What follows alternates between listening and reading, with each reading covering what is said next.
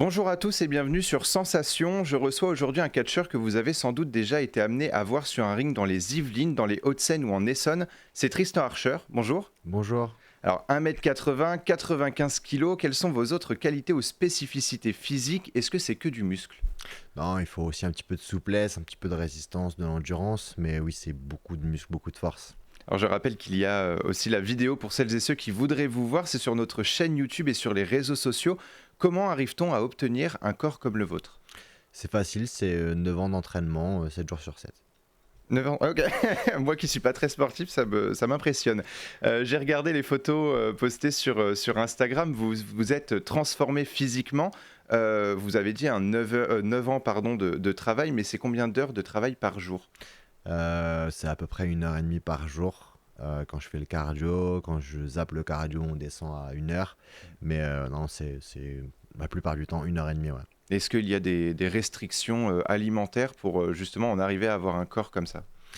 C'est 7 à 8 repas par jour, les calories qui sont comptées. En fait, quand on dit des repas, en fait, c'est un petit peu plus petit que des repas habituels pour des gens, entre guillemets, normaux. On essaie de répartir les calories sur la journée pour obtenir un total sur la fin. Et on essaie de les apporter régulièrement. Donc, toutes les 2h30, on est en train de manger, en fait. D'accord. Quand on regarde des shows de catch, et notamment les vôtres, on vous voit porter des coups, en prendre aussi, vous tombez, vous vous relevez. Il y a rarement du sang. Est-ce qu'il y a toujours une maîtrise des gestes? Il faut que ce soit juste spectaculaire, mais il ne faut pas que ça fasse mal? En fait, c'est très codifié. Si vous avez déjà fait du judo, toutes les prises ont une certaine façon d'être amenées ou une certaine façon d'être exécutées. Dans le catch, c'est la même chose. Je sais que si mon adversaire met sa main sur mon épaule et sur ma hanche, il va le faire telle ou telle prise.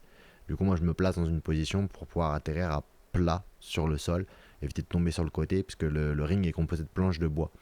Donc ça fait mal, mais on essaie d'amortir le choc, comme les judokas en fait. Teddy Riner, si je prends l'exemple de Teddy Riner, tout le monde le connaît. Il tombe dans la rue, ça va pas lui faire grand chose. Il tombe au judo, ça va pas lui faire grand chose parce qu'il est habitué à chuter. Nous, c'est la même chose, sauf que bon, on a le côté spectacle. Du coup, on rajoute une petite grimace. Alors même s'il y a des codes, ça reste un sport dangereux avec des figures qu'il ne faut pas reproduire dans sa chambre ou dans la cour d'école. L'école justement, vous êtes professeur des écoles la semaine, un catcheur le week-end. Est-ce que vous arrivez à vous séparer, enfin à séparer les deux métiers? Ah oui, totalement. Une fois que je rentre chez moi, ça y est, c'est terminé le catch. Les paillettes, la lumière, les projecteurs, c'est vraiment que le week-end. Et je pense que c'est bien que j'arrive à faire la part des choses puisque c'est pas un monde entre guillemets réel. On est admiré par des gens pendant 2 heures, 3 heures, mais dans la réalité, les gens qu'on a peut-être vus sur le show ne nous reconnaissent pas dans la rue. On n'a pas le niveau de reconnaissance d'un sportif de haut niveau ou d'un acteur de cinéma. Et ça vous est déjà arrivé justement que des élèves soient fans de vous, fans de votre travail et vous le disent? Oui, il y en a certains qui m'ont trouvé, notamment après les vidéos que j'ai faites avec Thibaut InShape par exemple. Voilà, ah monsieur, on vous a vu avec Thibaut InShape, etc., etc., etc. Donc oui, certains me reconnaissent, mais on essaye vite de passer à côté pour rester concentré sur ce qui est important à l'école et les apprentissages. Et comment se déroule un show de catch pour nos auditeurs qui n'en auraient jamais regardé?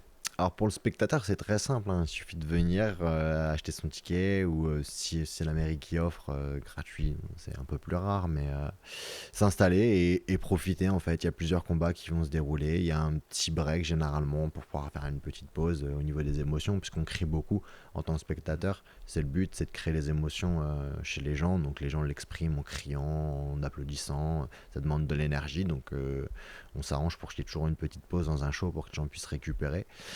Et puis pour les catcheurs, c'est une arrivée un petit peu plus, on va pas dire matinale, mais presque. Le temps de s'échauffer, le temps de se préparer, de se mettre en tenue, de savoir qui va affronter qui.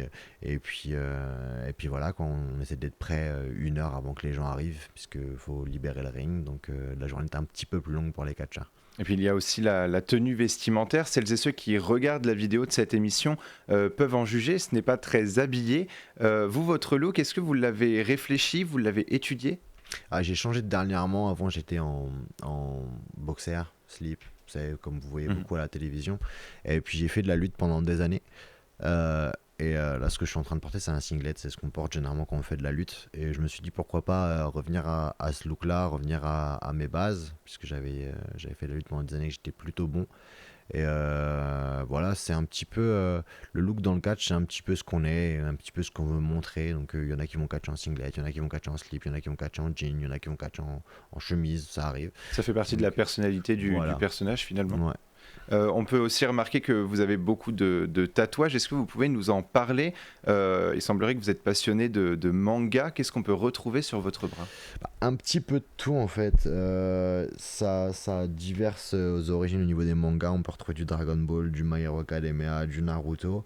Mais c'est des scènes vraiment particulières. Là, par exemple, sur mon avant-bras, on retrouve Itachi et Sasuke au moment où Itachi raconte à Sasuke les réelles attentions qu'il a eues pendant les 64 tomes ou 62 tomes, je sais plus. Pendant 62 tomes, on croit que voilà, c'est un traître et tout, alors qu'en fait, pendant 62 tomes, il a tout fait pour protéger son frère, et on l'apprend au dernier tome. Et je trouve que c'est un très joli symbole, parce que pour moi, la famille, c'est très important. Et tous ces symboles, tous ces dessins, en fait, ont une signification particulière. Alors votre nom de scène, c'est Tristan Archer de French Revolution. On en parlait, hein, les tatouages, la tenue. Comment est-ce qu'on justement modélise un personnage? Est-ce que vos tatouages ont fait partie aussi de cette personnalité que vous avez voulu pour Tristan Archer? Ah, pas du tout. Les tatouages, c'est un truc en plus. Voilà, comme cette tenue là, c'est une tenue particulière que j'ai fait. On fait beaucoup de conventions Japan Expo, Paris Manga, parce que au Japon, le catch, c'est au même niveau que les sumo. Donc c'est vraiment considéré comme des sportifs de haut niveau. Et du coup, en France, à chaque fois qu'il y a une convention, il faut forcément des catcheurs. Et voilà, j'avais fait une tenue particulière pour ces événements-là. Non, le personnage Tristan Archer, c'est quelqu'un qui n'aime pas trop les injustices. La Révolution française, c'était un petit peu ça, hein, le peuple qui se rebellait contre la royauté et contre la noblesse, voilà, à force de subir des injustices. Donc c'est un petit peu mon personnage, un petit peu le coup de gueule, un petit peu celui qui sera jamais d'accord quand il verra quelque chose de pas normal. Et du coup, j'y ai aussi incrusté le côté que j'avais dans le sport, dans la lutte. Qui ne lâche rien et qui est très hargneux. Je suis très agressif quand je catch. Et ça, est-ce que c'est des qualités ou c'est des défauts, justement, d'être hargneux? C'est plutôt des qualités. À une époque, ça a été un défaut parce qu'il fallait être plutôt lisse dans le catch. Il fallait être le gentil qui faisait oui, merci. Alors que maintenant, le gentil, on l'apprécie un petit peu plus s'il est plutôt agressif. C'est un petit peu comme au cinéma. Au début, on était sur des films d'action plutôt simples, plutôt basiques, et maintenant, on aime bien les personnages qui sont un peu plus complexes, un peu plus... Donc c'est un peu la même chose maintenant au catch. Il y a quelques années, vous avez eu la chance d'être contacté pour participer au WWE Cruiserweight Classic à Orlando, en Floride. Racontez-nous comment ça s'est fait et quels souvenirs vous en gardez. Alors ça s'est fait tout simplement, j'ai passé 2 essais à Londres. Les essais, c'est un petit peu comme des entretiens d'embauche. Ils testent nos capacités physiques, ils nous font passer des tests médicaux, des tests oraux, voir si on arrive à parler anglais ou pas. Et puis après, ils nous offrent des possibilités de travail ou non. Mon premier essai s'est soldé par un non, mais on veut vous revoir. Le deuxième s'est soldé par un oui, un jour. Donc j'ai attendu pendant 1 an et demi d'avoir des nouvelles de leur part, et ils m'ont recontacté pour faire partie du Cruiserweight Classic. Donc c'était un tournoi organisé avec les 32 meilleurs catcheurs au monde de moins de 93 kilos. Donc à leurs yeux, je faisais partie des 32 meilleurs catcheurs au monde de moins de 93 kilos. Donc c'était plutôt sympa, même si j'en faisais 96 à l'époque. Donc j'ai perdu un peu de poids pour pouvoir participer. Et puis le souvenir, c'est juste de se dire que j'ai travaillé à WWE, mon rêve d'enfant, que 179 pays à travers le monde ont pu me voir sur leurs écrans. C'est vraiment quelque chose qui un rêve qui s'est concrétisé, ouais, pour vous. Quand on regarde les vidéos en ligne de vos shows, on voit bien qu'il y a des adultes, mais aussi des enfants qui y assistent.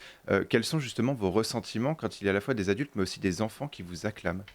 Moi, le but du jeu, en fait, comme je l'ai dit tout à l'heure, c'est vraiment de créer une émotion auprès des gens. Si on fait plein de mouvements, des choses super risquées, et qu'au final les gens n'applaudissent pas, ou que les gens ne se lèvent pas de leur chaise, ne crient pas, ou ne nous huent pas, on a raté notre performance en fait. Donc Ça fait toujours du bien de toute façon de partager avec le public. c'est ça. Merci beaucoup Tristan Archer d'avoir été avec nous sur Sensation. On peut vous suivre sur Facebook, Instagram et Twitter.